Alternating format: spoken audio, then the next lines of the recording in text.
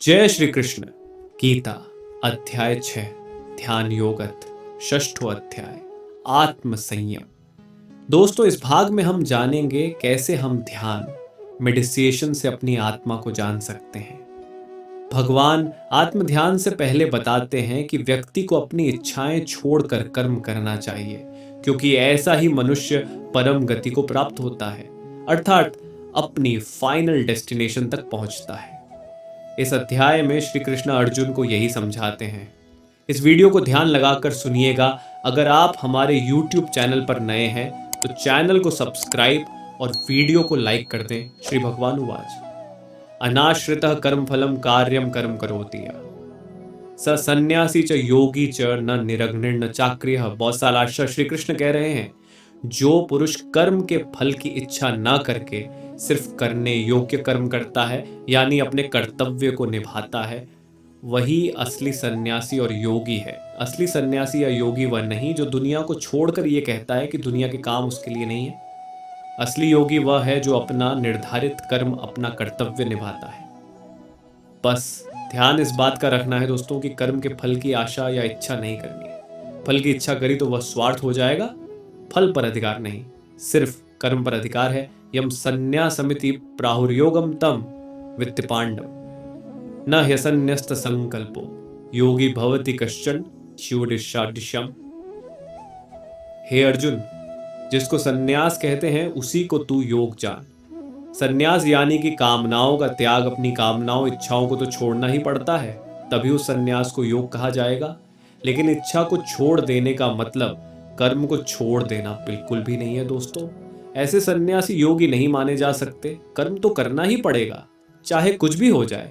कर्म करते हुए जो त्याग करता है, कर्म के फल में अपना जी नहीं लगाता, उसे ही योगी कहा जा सकता है। आरुरुक्षोर मुनेर योगम कर्म कारण मुच्यते योगारूढ़स्य तस्यैव शमः कारण मुच्यते होगा। योगी सिर्फ वही हो सकता है जो सोचता है, समझता है, मनन करता है। ऐसे मननशील पुरुष के लिए योग की प्राप्ति में यह जरूरी है कि वह निष्काम भाव से कर्म करें। और जब वह योग के रास्ते पर चलने लग जाता है तो सबसे जरूरी होता है सर्व संकल्पों का अभाव, यानी कामनाओं का त्याग। आप में से कई को लग सकता है दोस्तों कि अगर कामना करना ही छोड़ दिया तो फिर जीवन में बचेगा क्या। परंतु सच्चाई यह है कि जब आप काम करना छोड़ेंगे तभी असली जीवन शुरू होगा करके। तो देखिए, भगवान कृष्ण की बताई हुई इस राह पर चलकर देखिए तो आप स्वयं ही समझ जाएंगे कि जीवन क्या है। यदा ही नेन्द्रियार्थेषु न कर्मस्वनुषज्जते सर्व संकल्प सन्यासी योगारूढ़स्तदोच्यते। कृष्ण कहते हैं कि जिस समय में योगी ना तो इंद्रियों के भोगों में अपना मन लगाता है और ना ही कर्मों में ही आसक्त होता है, उस समय में जब वह अपनी सारी कामनाओं का त्याग कर देता है, तभी योगी होने की असली अवस्था में पहुंचता है। सबसे पहले आती है सोच। सोच के बाद सोचे हुए पर चलना, और सोचे हुए पर चलने के बाद उस रास्ते से भटकना नहीं, और फिर आखिर में लक्ष्य को प्राप्त करना। पूर्ण योगी बनाने के पूरे रास्ते को कृष्ण ने अर्जुन को समझाया है। उद्रेदात्मनात्मानम नात्मानम अवसादयेत आत्मैव ह्यात्मनो बंधुरात्मैव रिपुरात्मनः। दोस्तों, हम अपने ही सबसे बड़े मित्र हैं और अपने ही सबसे बड़े दुश्मन। अगर आपको लगता है कि आपके दोस्त या रिश्तेदार आपका भला या बुरा कर सकते हैं तो वह बिल्कुल गलत है। वह दुनियादारी की बातों में आपको फायदा या नुकसान जरूर पहुंचा सकते हैं, लेकिन उन बातों का कोई अर्थ नहीं है। आप स्वयं ही अपने आप को इस दुनिया से ऊपर उठाकर ज्ञान हासिल करने की कोशिश कर सकते हैं। आपको खुद को ही कर्मों के बंधन में से छूटने की कोशिश करनी होगी, क्योंकि मरते भी आप हैं और जीते भी आप हैं, और अपनी कोशिश से भगवान को भी हासिल आप ही करेंगे। बंधुरात्मात्मनस्तस्य येनात्मय्येवात्मना चितः अनात्मनस्तु शत्रुत्वे वर्ते तात्मैव शत्रुवत्। कृष्ण बता रहे हैं कि हम में से कौन अपना खुद का दोस्त और कौन अपना खुद का शत्रु है। जिसने अपने मन और इंद्रियों सहित शरीर को जीता हुआ है वह अपने आप का मित्र है, और जिसके द्वारा मन तथा इंद्रियों सहित शरीर नहीं जीता गया है वह अपना शत्रु है, जो भावनाओं के आवेग में नहीं बहता और खुद पर नियंत्रण रखता है। वह अपना भला करता है, लेकिन जो काम या क्रोध में उल्टा सीधा कर जाता है वह अपना कितना बड़ा नुकसान करता है ये आप समझ सकते हैं। फैसला आपके अपने हाथ में है। चितात्मन प्रशांतस्य परमात्मा समाहित। शीतोष्ण सुख दुखेशु तथा मानापमान्यो, यो सर्दी में या गर्मी में, सुख हो या दुख हो, जो एक जैसा ही रहता हो, शांत मान हो या अपमान हो, जो दोनों में एक भाव से ही रहता हो, ऐसे पुरुष को कृष्ण स्वाधीन कहते हैं। मतलब कि इंडिपेंडेंट, ऐसे स्वाधीन पुरुष में ही सच्चा ज्ञान हो सकता है। अगर बाहरी चीजें डिसाइड करती हैं कि हमारा बर्ताव कैसा होगा तो हम डिपेंडेंट हो गए, हमारी स्वाधीनता बंधी हुई है। बाहर की चीजों में जब हम अपने आप पर नियंत्रण पा लेते हैं तो सब कुछ हमारे अंदर होता है। वो सच्ची आजादी है दोस्तों। परंतु हम में से ज्यादातर लोग गुलाम हैं। बस फर्क इतना ही है कि वह जानते नहीं, ज्ञान विज्ञान तृप्तात्मा कूटस्थो विजितेन्द्रिय युक्त इत्युच्यते योगी समलोष्टाश्म कांचना। जिसके अंदर ज्ञान और विज्ञान भरा हुआ है, जो किसी कमी को अपने ऊपर हावी नहीं होने देता, जिसकी अपनी इंद्रियां अच्छे से जीती हुई हैं और जिसके लिए मिट्टी पत्थर और सोना एक समान है, वह योगी युक्त अर्थात भगवत प्राप्त है। असली योगी मिट्टी और सोने को एक जैसा समझता है, लेकिन सोना तो बहुमूल्य होता है। तो सोने को मिट्टी समझना क्या नादानी नहीं है दोस्तों? जी नहीं, सोना बहुमूल्य है, लेकिन इस दुनिया के सुखों के लिए वह सुख जो असल में झूठे हैं। योगी पुरुष इस बात को जान जाता है। सुहृन मित्राय उदासीन मध्यस्थ द्वेष्य बंधुषु साधुष्वपि च पापेषु संबुद्धिर विशिष्यते। योगी की परिभाषा को समझाते हुए कृष्ण कहते हैं, जो सुहृद है, मतलब जो मन से सबका भला चाहता है, जो सबका दोस्त है, जो अपने दुश्मन से अपना बुरा चाहने वाले का भी अच्छा चाहता है, वही असली योगी है। अच्छे बुरे लोगों में भेद करना हम सबकी आदत होती है, लेकिन क्या सब लोगों को जज कर पाने में आप सक्षम हैं? नहीं, जो योगी होता है ना, वह किसी को जज नहीं करता, वह सबके लिए एक जैसा भाव रखता है। साधु को अच्छा कहना और चोर को बुरा कहना तो आम बात है, वह तो हम सब करते हैं, लेकिन योगी ऐसा नहीं करता। योगी युंजीत सततमात्मानं रहस्य स्थित एकाकीयत चित्तात्मा निराशीर परिग्रह बुज्जिक्वीन, जो अपने मन और इंद्रियों के साथ शरीर को वश में रखता है, जिसने अपने मन में आशा को खत्म कर दिया है और जो कुछ भी संग्रह मतलब कि इकट्ठा नहीं करता, वही योगी है। उसे अकेले ही एकांत स्थान में स्थित होकर आत्मा को निरंतर परमात्मा में लगाना चाहिए। एक्यूमेटिका के हिसाब एक दिन तो देना ही होता है। योगी समझदार होता है, वह दुनिया से दूर होकर अकेले में भगवान को याद करता है। शुचौदेशे प्रतिष्ठाप्य स्थिरमासन्मात्मनः नात्युच्छ्रितम नाति नीचम चैलाजिन कुशोत्रम। इस श्लोक में कृष्ण न में कैसे बैठे उसका तरीका बता रहे हैं। साफ सुथरी भूमि पर घास का आसन या मृग छाल या वस्त्रों से बना आसन होना चाहिए। यह आसन ना तो बहुत ऊंचा हो और ना ही बहुत नीचे। महाभारत के समय से आज के जमाने में बहुत बदलाव आया है। घर अब वैसे नहीं होते जैसे पहले होते थे, लेकिन मेडिटेशन का तरीका तो नहीं बदला ना, और ना ही कभी बदल सकता है। आसान और साधारण होना चाहिए, जगह साफ होनी चाहिए, साथ में आसन ऐसा ना हो जो ऊंचा नीचा या हिल रहा हो, अर्थात स्थिर होना चाहिए। तत्रैकाग्रम मनः कृत्वा यत चित्त इंद्रिय क्रिय उपविश्यासने युंज्याद्योगमात्म विशुद्धये माच्छि। साफ जमीन पर एक समतल आसन पर बैठ के आप ध्यान कर सकते हैं।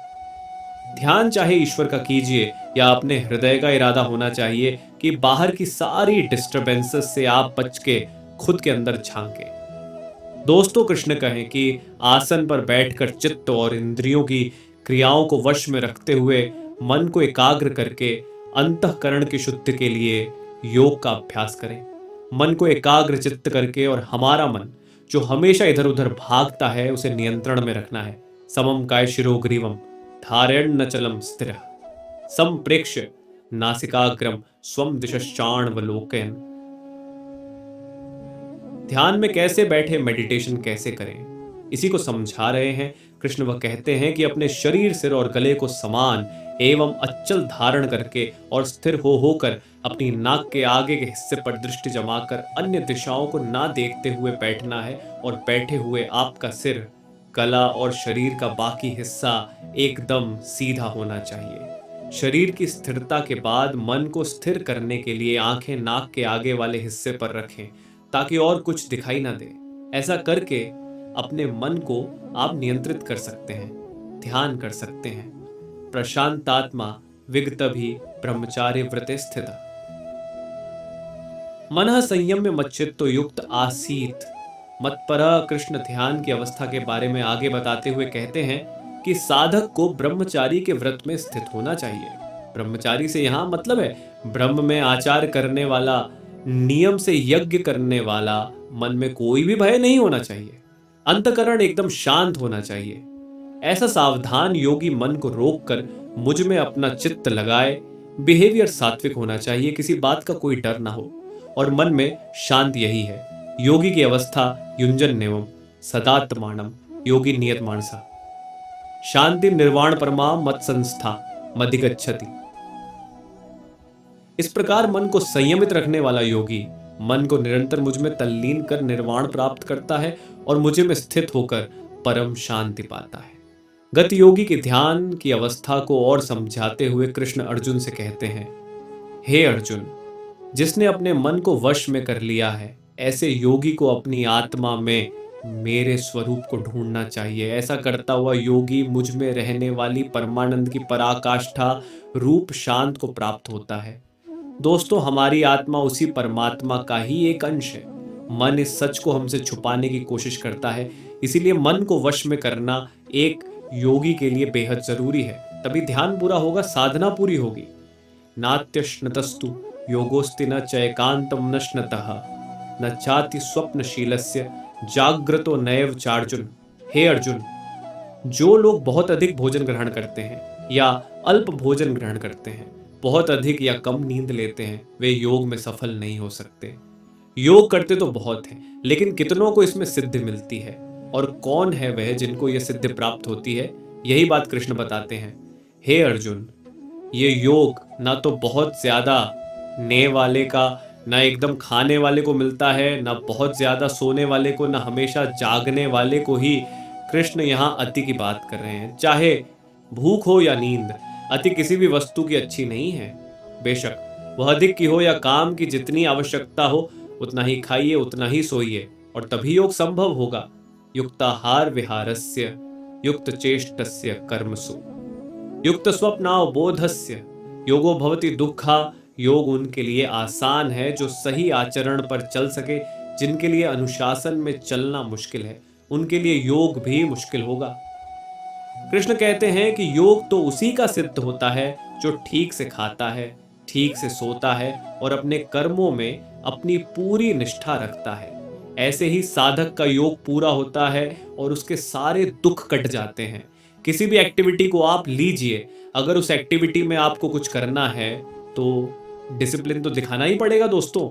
यदा विनियतम चित्तमात्मन्येवावतिष्ठते निःस्पृहः सर्वकामेभ्यो युक्त इत्युच्यते तदा।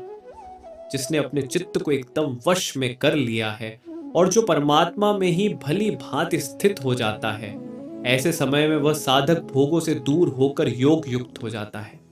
मेडिटेशन में एक समय ऐसा आता है जब आपका मन पूरी तरह से आपके वश में होता है, उसकी हिम्मत नहीं इधर उधर का सोचने की। जब ऐसी स्थिति आती है तब आप अपने आप को, अपने काम को परमात्मा में पूरी तरह से लगा सकते हैं। ऐसे समय में आप इंद्रियों के भोगों से भी एकदम दूर हो जाते हैं और यही पूर्ण योग की स्थिति होती है। यथा दीपो निवातस्थो नेते सोपमा स्मृता योगिनो यत चित्तस्य युंजतो योगमात्मनः।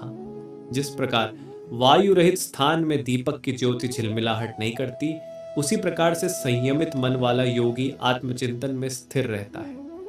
उसका ध्यान कभी विचलित नहीं होता, कंसंट्रेशन इसी को तो कहते हैं। किसी काम में ऐसे लग जाना कि होश ही न रहे।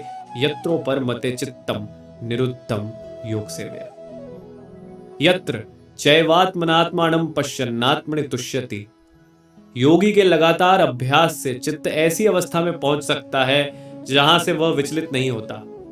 ऐसी विश्राम की स्थिति में जब चित्त पहुंचता है तो हमारी सूक्ष्म बुद्धि, हमारा इंटेलेक्ट परमात्मा के साक्षात्कार कर सकता है। इसी में योगी को सच्ची संतुष्टि मिलती है।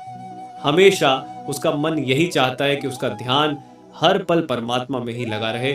शुरू शुरू में अगर आपका मन वश में नहीं होता ना दोस्तों, तो घबराइए मत। लगातार ध्यान का अभ्यास करते रहिए और एक दिन ऐसा होगा कि ये जो मन है ना, ये आपके कंट्रोल में आ जाएगा और उसके बाद योग को कर आसान हो जाएगा। सुख मात्यंतिकम यत्त बुद्धि ग्राह्यमति इंद्रियम वेत्ति यत्र न चैवायम स्थितश्चलति तत्वतः।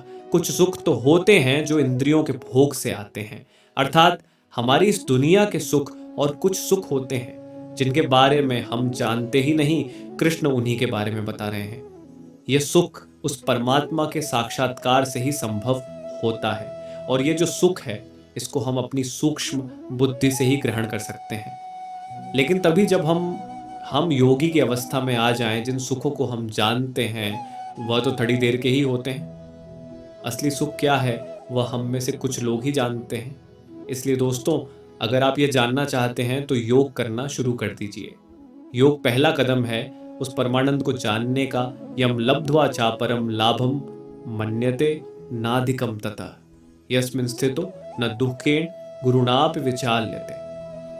दोस्तों, दुनिया में सबसे बड़ा लाभ क्या होता है? लाखों करोड़ों का प्रॉफिट या इसी तरह का कोई वर्ल्डली बेनिफिट। हम लाभ को इसी सेंस में समझते हैं। यही हमारी अज्ञानता और बेवकूफ़ी है। कृष्ण कहते हैं कि सबसे बड़ा लाभ है परमात्मा की प्राप्ति। जिसको यह लाभ मिल जाता है ना, उसको उसके बाद और किसी लाभ की आवश्यकता नहीं रहती। बड़े से बड़ा दुख भी उसका कुछ नहीं कर पाता, परंतु इस लाभ को पाने के लिए योगी बनना पड़ता है। तभी इस तरह की प्राप्ति संभव है। तम विद्याधा दुख संयोग वियोगम योग सज्ञतम सनिश्चयेन योक्तव्यो योगो निर्विण्ण चेतसा। इस दुनिया को भवसागर इसलिए कहा जाता है क्योंकि इस संसार में सिर्फ दुख है और इस संसार से आप बचेंगे कैसे। कोशिश करिए ये जानने की कि आखिर उस संसार में है क्या। और यही बात कृष्ण समझा रहे हैं अर्जुन को कि जो इस दुनिया के दुख से अलग है वही योग है। इसे ही हमको जानना चाहिए और जानने के बाद इस योग को हमको सच्चे मन से करने का अभ्यास करना चाहिए। प्रैक्टिस ही आपको योग में परफेक्ट बनाएगी दोस्तों। दुनिया में योग ही एक ऐसा रास्ता है जो भगवान की सच्चाई के बारे में बताएगा। संकल्प प्रभवान का मांस त्यक्त्वा सर्वान् शेषतः मनसैवेन्द्रिय ग्रामम विनियम्य समन्ततः। किसी वस्तु का मिल जाना होता है, संयोग किसी वस्तु का छूट जाना होता है। वियोग संयोग और वियोग से जो परे है वो है योग। सबसे बड़े सुख की प्राप्ति का नाम है योग। इस दुनिया की इच्छाओं को छोड़कर ही इस योग की स्थिति में आया जा सकता है और इच्छाएं तभी छूटती हैं जब मन वश में होता है। इसलिए अगर योग की स्थिति में आना है तो लालच, स्वार्थ, दुनिया के छोटे मोटे फायदे, रिश्तेदारी, मोह सब कुछ छोड़ना पड़ता है। दोस्तों, आपके हाथ में है, आपको छोटा फायदा चाहिए या सबसे बड़ा फायदा। शनय शनय रूपरम में बुद्ध्या धृति गृहीतया आत्मसंस्थम मनः कृत्वा न किंचिदपि चिंतयेत। पानी की अपनी कोई पहचान नहीं होती। जिस भी बर्तन में डालिए पानी उसके जैसा ही बन जाता है। लेकिन यही पानी जब लगातार किसी चट्टान पर गिरता रहता है तो अपना असर छोड़ जाता है। इसी को कृष्ण क्रम अभ्यास बता रहे हैं। धीरे धीरे अपनी प्रैक्टिस करते रहिए और योग की स्थिति को पाने के लिए हर रोज ध्यान करते रहिए, मेडिटेशन में बैठते रहिए। कुछ समय के बाद आप देखेंगे कि इसका नतीजा आपको दिखना शुरू हो गया है। दोस्तों, ये बात योग ही नहीं, जीवन के हर पहलू पर भी लागू होती है। यतो यतो निश्चरति मनश्चंचलमस्थिरम् ततस्ततो नियम्येतदात्मन्ये वशम नयेत। आप जो करना चाहते हैं मन उसमें कभी नहीं लगता और जो नहीं करना चाहते मन बार बार उसी तरफ भागता है। इसीलिए तो मन को चंचल कहते हैं। दोस्तों, ये कभी रुकता नहीं, परंतु लगातार अभ्यास से इसकी इसी आदत पर आप विजय पा सकते हैं। दुनिया की अलग अलग बातें इसको भगातील बनाती है। आपके अपने संकल्प, अपनी इच्छा शक्ति को दृढ़ करके ध्यान करते हुए इसी मन को वश में करना है, तभी यह मन परमात्मा या जो काम आप करना चाहते हैं उसमें ही लगा रहेगा। प्रशांत मनसम ह्येणम योगिनम सुखमुत्तमम उपैति शांत रजसम ब्रह्मभूत कल्मषम नेगिस्ता। जिस योगी का मन शांत हो जाता है और जिसकी वासनाएं वश में हो जाती हैं, एवं जो निष्पाप है तथा जो प्रत्येक वस्तु का संबंध भगवान के साथ जोड़कर देखता है, उसे अलौकिक आनंद प्राप्त होता है। गति चाहे धीमी ही क्यों ना हो, लेकिन लगातार अभ्यास के बाद आप पाएंगे कि आप अपने मन को वश में कर सकते हैं। एक बार ऐसा हो गया तो आपका मन शांत हो जाएगा, उसकी चंचलता खत्म हो जाएगी। ये अवस्था ही पहली कड़ी है उस श्रृंखला की जो आपको एक दिन परमानंद के पास ले जाएगी। परमात्मा के अगर दर्शन करने हैं, सबसे बड़े सुख को अगर फील करना है, तो शुरुआत यहीं से करनी होगी। मेडिटेशन को आप गेटवे मान सकते हैं। सबसे बड़े सच युंजन एवं सदात्मानम योगी विगत कल्मषः सुखेन ब्रह्म संस्पर्श मत्यंतम सुख मश्नुते। जो लगातार खुद को ध्यान में लगाकर अपने मन को वश में करके योगी की स्थिति में आता है, वह सारे पापों से भी दूर हो जाता है। वही योगी परब्रह्म परमात्मा के रूप को जान पाता है। यही तो सबसे बड़ा आनंद है। किसी को सोने में, किसी को खाने में, और भी ना जाने अनगिनत काम है जिससे लोगों को आनंद मिलता है। लेकिन दोस्तों, यह सारे आनंद क्षणिक है। कुछ मोमेंट्स में खत्म हो जाने वाले ब्रह्म के स्वरूप को पहचानने का जो आनंद है, वह सदा सदा के लिए है। वह ऐसा सुख है जो कभी खत्म नहीं होता। सर्वभूत स्थमात्मानम सर्वभूतानि चात्मनि ईक्षते योग युक्तात्मा सर्वत्र समदर्शनः। हमारे चारों तरफ एक अनंत चेतना है, इन्फिनिट कॉन्शियसनेस। इसी में हमको एक भाव से अपना मन लगाना होता है।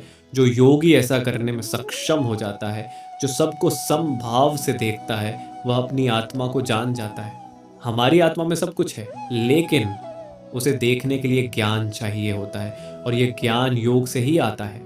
कॉन्शियसनेस की सबसे बड़ी स्थिति को ही योग कहते हैं, और तभी हम अपने आप को पूरी दुनिया में और पूरी दुनिया को अपने आप में देख पाते हैं। यो माम पश्यति सर्वत्र सर्वम च मयि पश्यति तस्याहम न प्रणश्यामि सच में न प्रणश्यति।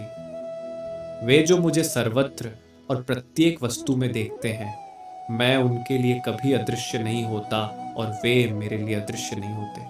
बहुत बड़ा एक सवाल है। आज से हजारों साल पहले भी था, आज भी है और आगे भी रहेगा। दोस्तों, अगर भगवान है तो दिखता क्यों नहीं? जो होता है वह दिखता है, जो नहीं होता वह नहीं दिखता। ऐसा हमारी इस दुनिया की सोच कहती है। विज्ञान अभी स्पिरिचुअलिटी के पास नहीं पहुंच पाया है। जब देखना ही गलत हो तो भगवान दिखेगा कैसे? अरे, उसे देखने के लिए योग की स्थिति में आना पड़ता है। जब आप इस योग की स्थिति में आ जाते हैं, तब कृष्ण आपके लिए अदृश्य नहीं और आप कृष्ण के लिए अदृश्य नहीं। सर्वभूत स्थितम यो मां भजत्येकत्वमास्थितः सर्वथा वर्तमानोऽपि स योगी मयि वर्तते बम्बाई कुस्सी सम। दोस्तों, इस दुनिया में अनेकता है, परंतु उस भगवान तक जाने के लिए आपको एकता का सहारा लेना है। अपनी सारी फीलिंग को एक करके ध्यान लगाना है।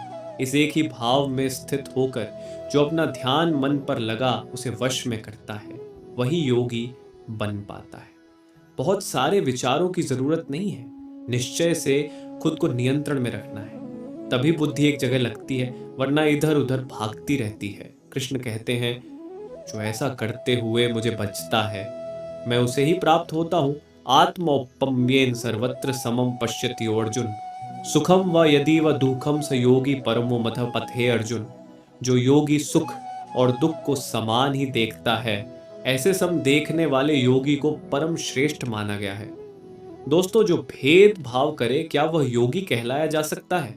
नहीं। जो सबको स्वीकार ना करे, क्या वह योगी कहलाया जा सकता है? कभी नहीं। कृष्ण योगी को डिफाइन करते हुए बताते हैं कि योगी तो वह है जो समभाव रखता है। वह सुख और दुख में एक जैसा होता है। भगवान को सिर्फ मंदिर या पूजा पाठ में हम जैसे लोग देखते हैं, वो तो योगी ही होता है जिसे हर वस्तु में भगवान दिखता है।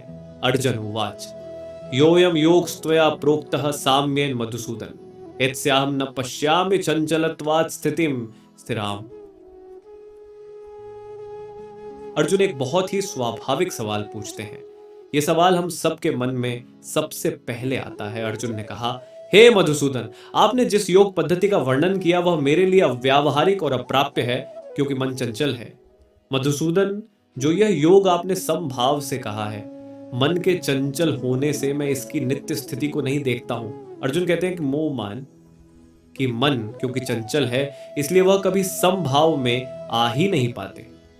यह कहना तो आसान है कि सुख और दुख को एक जैसा देख के संभव रखना चाहिए, लेकिन मैं ये जानना चाहता हूं कि इस संभव को लाए कैसे। चंचलम ही मनः कृष्ण प्रमाथि बलवठम तस्याहम निग्रहम मन्ये वायोरिव सुदुष्करम। हे श्री कृष्ण, ये मन बड़ा चंचल है, दूसरों को दबाता है, बड़ा दृढ़ और बलवान है। मन को वश में करना मैं वायु को रोकने की भांति बहुत ही दुष्कर मानता हूं। क्या वायु को आप रोक पाते हैं दोस्तों? अर्जुन मन को वश में करने को इतना ही मुश्किल बता रहे और पूछ रहे हैं कि इस बदमाश मन को कैसे कंट्रोल में लाए। इसीलिए तो कहा जाता है कि मन के हारे हार है और मन के जीते जीत मन इतना बड़ा है कि हर हार और जीत इसी से जुड़ी है। और अर्जुन इस सबसे बड़े सवाल से परेशान है। श्री भगवान वाच असंशयम महाबाहो मनो दुर्निग्रहम चलम अभ्यासेन तु कौन्ते वैराग्येण च गृह्यते। सबसे कठिन प्रश्न का सबसे आसान उत्तर सिर्फ श्री कृष्ण ने कहा, हे महाबाहु कुंती पुत्र, जो तुमने कहा वह सत्य है।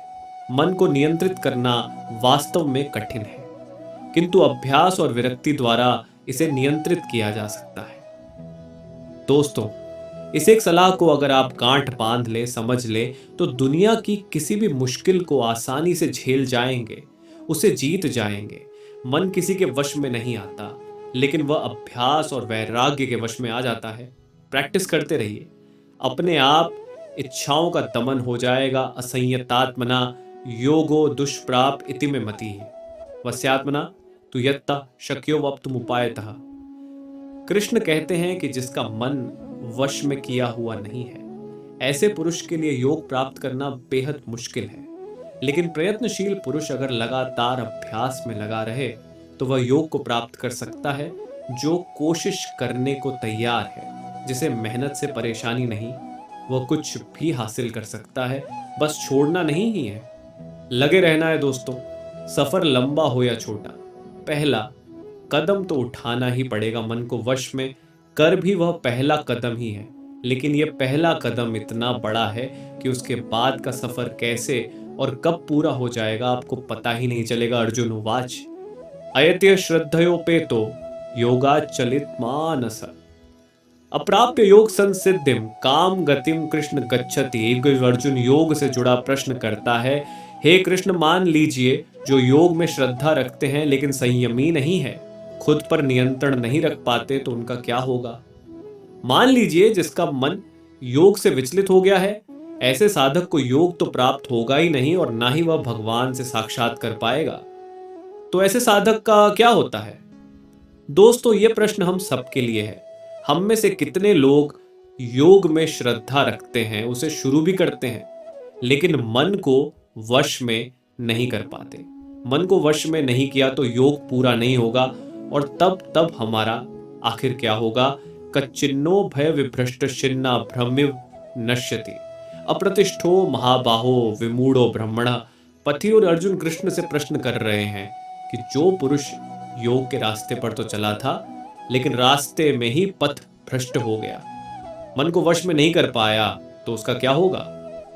अर्जुन कहते हैं, हे महाबाहो, क्या वह भगवान को प्राप्त करने के रास्ते में जो पुरुष मोहित हो गया, तो वह आसमान के बिखरे हुए बादल की ही तरह नष्ट हो जाएगा। मुश्किल रास्ते में डर तो लगता ही है, क्या पता रास्ते में क्या होगा। इसी डर को, इसी संशय को अर्जुन कृष्ण से पूछ रहे हैं। जिसने योग शुरू तो किया, लेकिन बीच में ही अगर वह रास्ता भूल गया, जिससे योग छूट गया, तो उसका क्या होगा? क्या वह नष्ट हो जाएगा? एतन में संशयम कृष्ण छेत्तु मर्हस्य शेषतः त्वन्य संशय स्यास्य छेत्ता न ह्युपपद्यते इन बले। हे कृष्ण, कृपया मेरे इस संदेह का पूर्ण निवारण करें, क्योंकि आपके अतिरिक्त कोई अन्य नहीं है जो ऐसा कर सके। योग से जुड़े अपने प्रश्न को पूरा करते हुए अर्जुन कहते हैं, हे कृष्ण, मेरे संशय को सिर्फ आप ही दूर करने योग्य हैं, क्योंकि आपके सिवा दूसरा इसका उत्तर देने वाला मिलना संभव नहीं है। दोस्तों, अर्जुन जानते हैं कि उसके सामने साक्षात ईश्वर है, वह ईश्वर जो मनुष्यों के बीच मनुष्यों के युद्ध में खड़ा है और युद्ध करने की सलाह दे रहा है। अर्जुन को पता है कि कृष्ण से बड़ा कोई ज्ञानी नहीं, जो कृष्ण ने कह दिया वही अंतिम सत्य है। इस प्रश्न में एक तरह से अर्जुन का प्रणाम है कृष्ण को। श्री भगवान वाच पार्थ नैवेह नामुत्र विनाशस्तस्य विद्यते न ही कल्याण कृत कश्चित दुर्गतिम तात गच्छति लाओ की लाओ। श्री भगवान अर्जुन को उत्तर देते हैं, हे पार्थ, उस पुरुष का ना तो इस लोक में नाश होता है और ना परलोक में ही, क्योंकि हे प्यारे, अपनी आत्मा के भले के लिए कर्म करने वाला कोई भी मनुष्य दुर्गति को प्राप्त नहीं होता। जिसने योग शुरू किया लेकिन बेचारा मन को वश में नहीं कर पाया, तो उसका क्या होगा? क्या वह नष्ट हो जाएगा? दोस्तों, यही प्रश्न था अर्जुन का, और उत्तर में कृष्ण कहते हैं कि जिसने आत्मा की भलाई का रास्ता चुना है, जो भगवान को जानना चाहता है, उसका कभी नाश नहीं हो सकता। दोनों लोकों में उसका बुरा हो ही नहीं सकता। सही भी है दोस्तों, भगवान को पाने के रास्ते में जो चलता है ना, उसका बुरा हो भी कैसे सकता है। प्राप्य पुण्यकृता लोकानुषित्वा शाश्वती समा शुचिनाम श्रीमता गेहे योग भ्रष्टो भिजायते। जिसने योग शुरू तो किया लेकिन बीच में ही छोड़ दिया, ऐसे पुरुष को कृष्ण योग भ्रष्ट कहते हैं। वह आगे कहते हैं कि ऐसा पुरुष नष्ट नहीं होता, बल्कि स्वर्ग को प्राप्त होता है। स्वर्ग में कई सालों तक रहने के बाद वह शुद्ध आचरण वाले श्रीमान पुरुषों के घर में जन्म लेता है। हम जहां जन्म लेते हैं उसी के साथ हमारा भाग्य और हमारा जीवन जुड़ जाता है। सबको लगता है कि अगर वह किसी अच्छे घर में जन्म लेते तो क्या उनका जीवन अच्छा होता। दोस्तों, कृष्ण का कहना है कि अच्छे कर्मों का नतीजा ही अच्छा होता है। अगर आपने अच्छा कर्म शुरू किया, जैसे कि योग, लेकिन अगर वह छूट भी गया तो चिंता की कोई बात नहीं। अगला जन्म एक अच्छे घर में ही होगा, अथवा योगी नामेव कुल्ले भवति धीमताम एतद्धि दुर्लभतरम लोके जन्म यदीदृशम।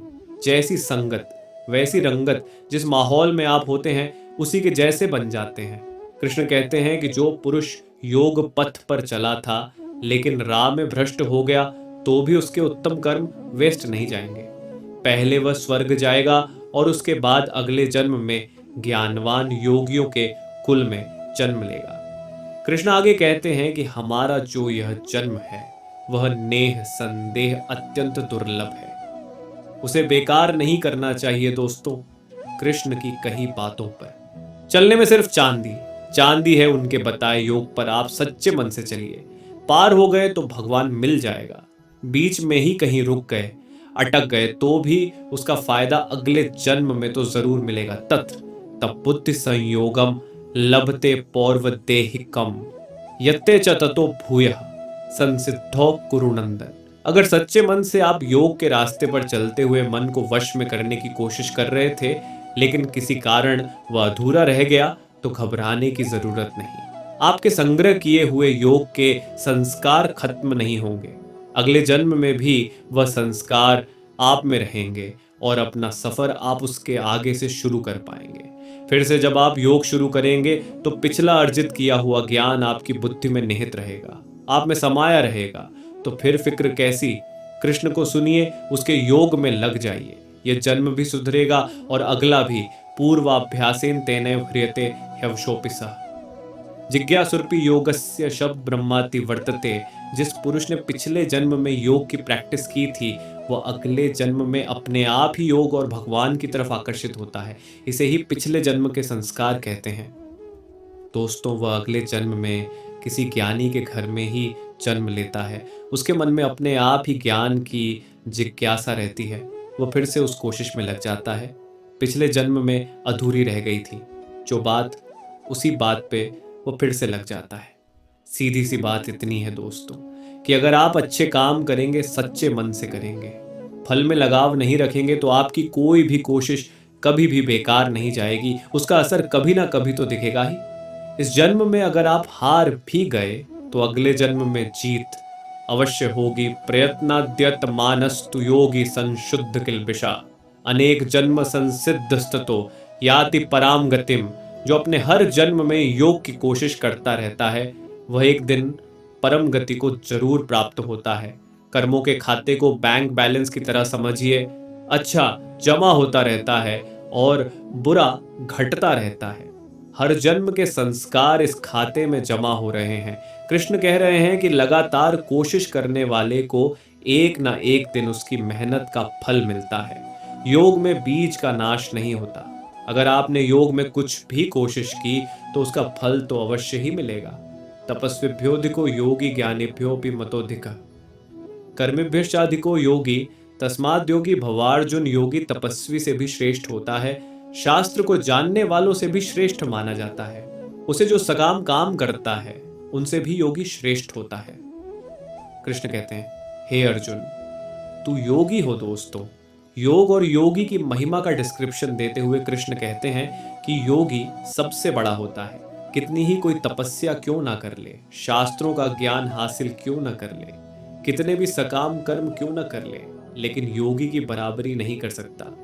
कृष्ण चाहते हैं कि अर्जुन योगी बने। दोस्तों, हमें भी योग को समझ उसे अपने जीवन में उतार कर योगी बनने की कोशिश करनी चाहिए। योगिनाम पे सर्वेशाम मद्गते नान्तरात्मना श्रद्धावान भजते यो मां समे युक्त तमो मथा। जितने भी योगी होते हैं ना, उनमें से सबसे श्रद्धावान योगी अपनी आत्मा से मुझको निरंतर भजता है। वह योगी मुझे परम श्रेष्ठ मान्य है। कृष्ण जी ने अपनी प्रेफरेंस बताई है। दोस्तों, भजन दिखावे की चीज नहीं होती, इसका प्रदर्शन नहीं करना चाहिए। आपके आसपास के लोगों को शायद ये अच्छा लगे, लेकिन भगवान को बिल्कुल अच्छा नहीं लगता। ये सब यही कृष्ण भी कह रहे हैं, जो अपने अंतःकरण से अपनी आत्मा से मुझको भजता है।